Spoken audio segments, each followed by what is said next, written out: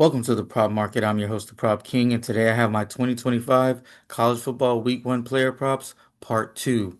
So I'm super excited to bring you these player props today. I have three player props, no best bets on this show. Those best bets and player props other player props are on part one. I will have a link for you in the comments section. Also, at the end of the show, there will be a link you can click on to go see part one. And then, of course, you can go to my channel and it's on there as well. So, three different places to see part one. It's a hell of a show, just like this one will be. I absolutely love college football. It is a great time. The beginning of the year, a lot of money to be made. I've always really been really prosperous during college football, and now I'm going to continue to do that this year. With that being said, I want you guys to think about a couple things when you're starting to bet. Number one, did I make a good bet? Number two, did I make it at the right time? I'm one of the few people to get our picks out early, and the reason why I get these picks out early is because of line movement. We'll talk about that at the end of the show. I really want you to watch that part where I talk about line movement because it's very important.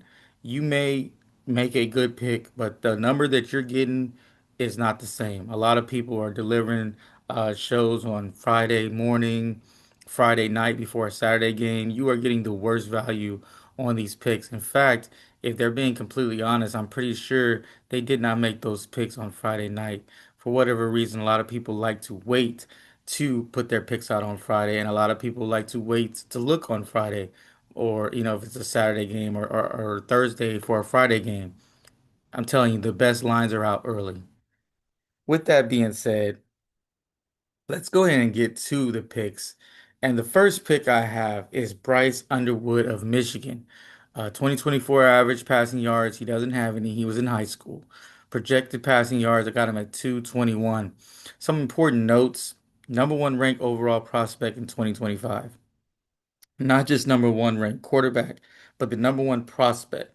It's been a it's very rare that you find a quarterback being the overall number one prospect. It happens sometimes, but with this guy, it's well warranted. He's ranked 100 and 247. Ranked 100. Perfect. A perfect prospect, basically, is what they're saying if you're ranked 100. And that perfect prospect is facing the New Mexico defense, which was 130th in total defense last year. Only returning three defensive starters, 128th versus the pass.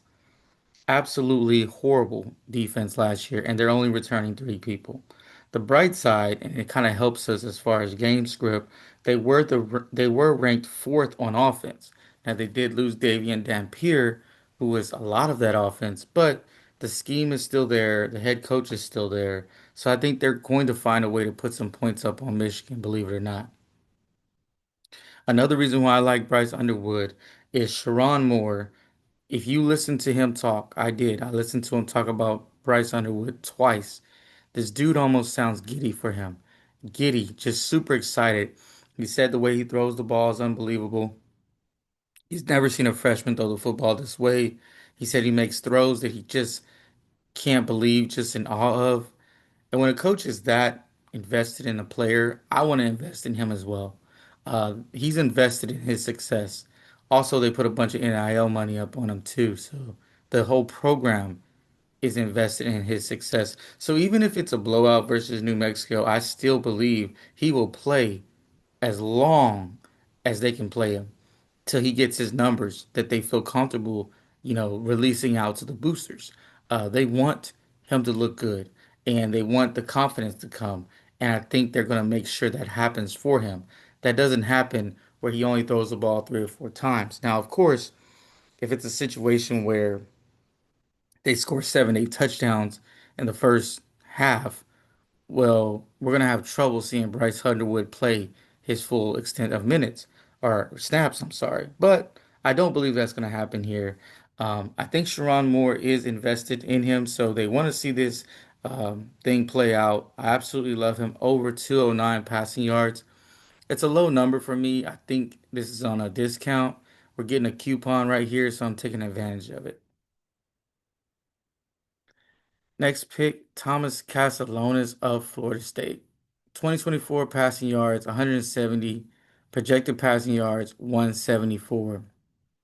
This guy's surrounded by talented wide receivers who can make plays after the catch. I do like his opportunities here to play really well. Um, this is the lowest number on the board. His passing yards is set at 166.5.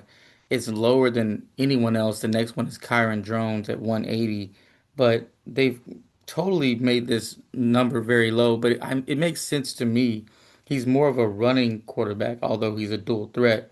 But Florida State won't be able to run the football on this Alabama defense. Trust me. Alabama's going to stop the run. They are known to stop the run. Um, Total 132 last season as far as against the run. I'm sorry, offense. I think that offense improves. 132 offense. That's what Florida State had last year. They're gonna get better than that. That's absolutely horrible. Out of 136 teams, 134 teams. They got two really good transfer receivers, Deuce Robinson from USC and Squirrel White from Tennessee. So these both of these guys are capable of making plays after the catch, and I think that's going to be very important for Thomas Castellanos, as he's going to be throwing some, intermediate passes. He is a gunslinger, so he will take chances. I feel like he goes over this number. I think the only thing that stops him from going over this number is constant injuries, which he's known for, and just maybe being a little too erratic. If they have an interception prop, I'm almost sure he's gonna throw at least two. But with those two interceptions, he's gonna make a play or two that's gonna wow you. So I absolutely like his over 166 passing yards. I think it's too low for someone who's, playing a whole game, won't be able to run, and more than likely is gonna be down in the game. So you get those things called empty yards. People don't know about empty yards. What I call empty yards is when you're down 15, the other team's in a prevent, and you're throwing 5, 10 yard hitch passes that the receiver's turning up for 12 yards. You're working methodically down the field, and no one cares about it except those people that have the passing yards over. Next person, Jaden Greathouse of Notre Dame. 2024 average receiving yards is 39. I got him projected at 42. Wide receiver number one after the college playoff performance. He has to be. They did bring in a transfer, but this guy was just great in his last two games. 105 versus Penn State and then 128 versus Ohio State. So this dude played great, in every opportunity he had. No point intended. Great House was great in the playoffs. Number is too low for me. And here's the thing, usage should increase. A lot of times last year he was getting 2 to 3 reception opportunities. I think he gets more with a rookie quarterback, a freshman quarterback, I'm sorry. He is going to look for Greathouse because one, Greathouse is a great possession receiver. He's not going to take the top off, but he catches the ball, good possession receiver, and a guy that gets a lot of yak yards after the catch. I think he catches anywhere from 4 to 5 balls. One of them he's going to get a little bit more than 8, 9 yards.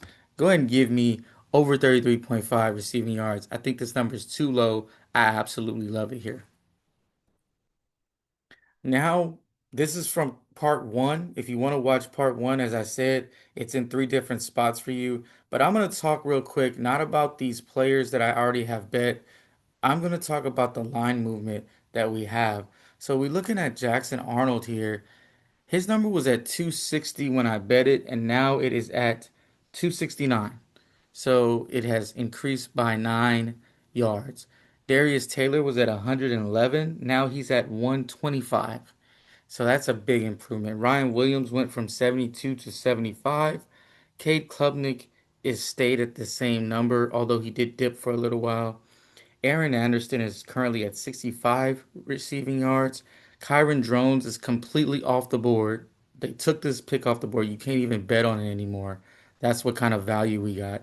And then Carson Beck is at 236. Now, what that tells me when we look at a group of picks and all seven except one have moved in the direction of what I'm saying. So I'm saying it's going to be an over and they keep going up. That means we got some really good value on these picks. That means I made really good picks. I'm confident with those picks. So even if they don't hit, I know I made the right pick because the line moved in the direction that I chose. So, some of these lines are super high now. Darius Taylor's not playable for me anymore. I'm not playing Jackson Arnold at the number he's at. And Kyron Drones, you can't even play them. But everyone else, I would just wait till maybe the number comes back down. And then for today, recap Bryce Underwood, Thomas Castellanos, and Jaden Grayhouse. Really great picks here. I absolutely love these picks.